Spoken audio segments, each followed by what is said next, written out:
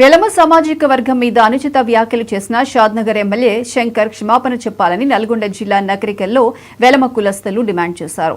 ఈ మేరకు ఆయన మీద నకరికల్ పోలీస్ స్టేషన్లో ఫిర్యాదు చేశారు. నకరికల్లో మీడియాతో మాట్లాడుతూ ఎమ్మెల్యే శంకర్ వ్యాఖ్యల కారణంగా వెలమ కులస్తుల ఆత్మాభిమానం దెబ్బతిందన్నారు.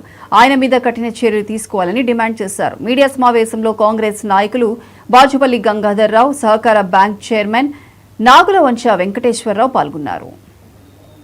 మేమందరం కలిసి మండల ఆ వ్యాఖ్యల్ని ఖండిస్తున్నాం. అందరూ మరియు ఒక బాధ్యతాయుతమైన పదవి పక్షాన మా మాజీ ఎంపీపీ గారు, తాజా మాజీ ఎంపీపీ గారు, ఈరోజు ప్రజెంట్ సింగిల్ విండో చైర్మన్ అయిన మేము ఈ కాంగ్రెస్ పార్టీకి భారతదేశంలో కాంగ్రెస్ పార్టీలో మొట్టమొదటగా ఇప్పుడు కూడా కాంగ్రెస్ పార్టీలో వెలమలే రాజ్యం తెచ్చేందుకు ఈ రోజు కృషి చేసిర్రు.